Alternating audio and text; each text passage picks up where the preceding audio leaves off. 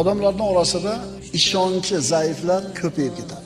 Masjidlar ko'p, namozxonlar ko'p.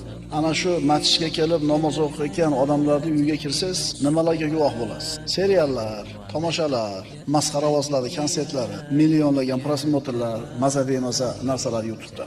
Do'konlarga qarasangiz, muomalalarda odamlarni riboga yoki shunga o'xshagan ishlarga beparvoligini ko'rasiz.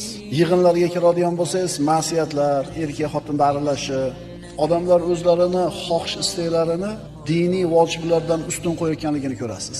Bularning barining sababi ishonchning, yaqinning zaifligi. Dinimiz bizga birodarlar aytayapti. Hayotingda qanaqa muammo bo'lsa, bu o'zingni qilgan gunoh, ma'siyatlaring sababli. Agar shunga ishonchingiz aniq bo'lsa, aniq ishonadigan bo'lsangiz, gunoh ma'siyatga kirmaysiz. Janoza o'qidik birodar, 15 yashar bolaga. Onasi kelib yig'lab turib oldi masjidda. Hech qaysi ona farzandi o'lganda kelib yig'lamas edi. Ha, opa, bu holat endi ko'ryapmiz, nimaga yig'layapsiz? Bolam o'lganini bilmay qoldi. Bolam o'lganini bilmay qoldi. Nima bo'ldi? 15 ga kirgan edi. Kecha ovqatlanib, kechqurungi ovqatlanib turdik. Chanqab qaqab ketdi. Choy quyib berdik, ichuvdi. Oq ko'pik kelib ko'rsatib yiqildi.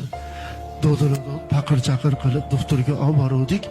15 minut bo'ldi o'lganiga dedi. Yig'i-sig'i qilib janjal qildik. Ekspertizaga jo'natib yubordi. Ekspertizaga borsak, tomog'ini yorib ko'rdi, ichini yorib ko'rdi. Yurak sog', buyrak sog', jigar sog', hamma yo'q sog'i, faqatgina klapani ishlamay qoldi. Nafas bilan ovqatni ajratib turadigan klapi ishlamay qoldi. Ichki qismiga apparat, ya'ni pult o'rnatilgan. Rizvon 1996-yilda dunyoga kelganlar.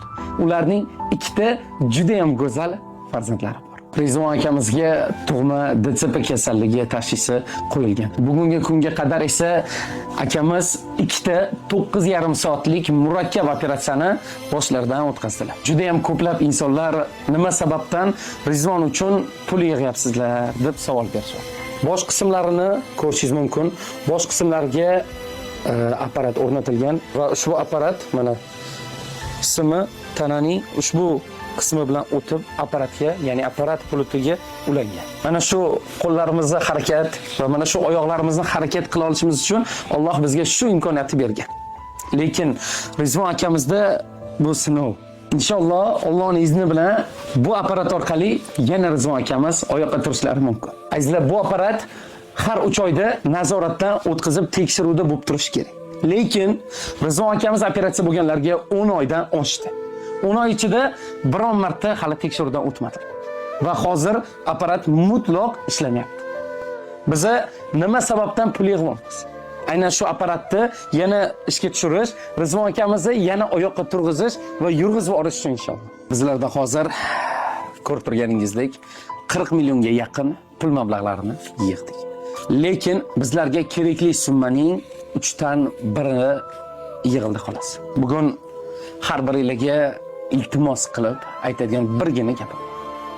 O'zim uchun ham emas, siz uchun ham emas, Rizvon uchun qo'l cho'zmoqchiman.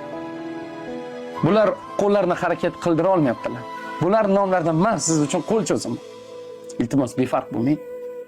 5000 so'mmi, 10,000 so'mmi qo'lingizdan kelganicha yordam qiling. Zakotingiz ham, ehsoningiz ham aloqaga chiqing. Onalarining telefon raqamlari, o'zlarining karta raqamlarini qo'yib olamiz.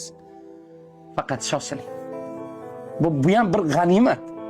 Shunchaki videoni yaqin do'stingizga yuborsangiz, siz tasha olmasangiz, o'sha inson tashlasa sizga ham yoziladi. Hech bo'lmasa istoriya qo'yib bersangiz, hech bo'lmasa like bossiz, shu video ko'tarilishi uchun duo qilib qo'ysangiz, like qo'ysangiz bo'ldi. Befarq bo'lmang. Mana shu holatim faqatgina Allohning o'ziga ayon va mana shu holatimda ham Allohimga shukr qilaman.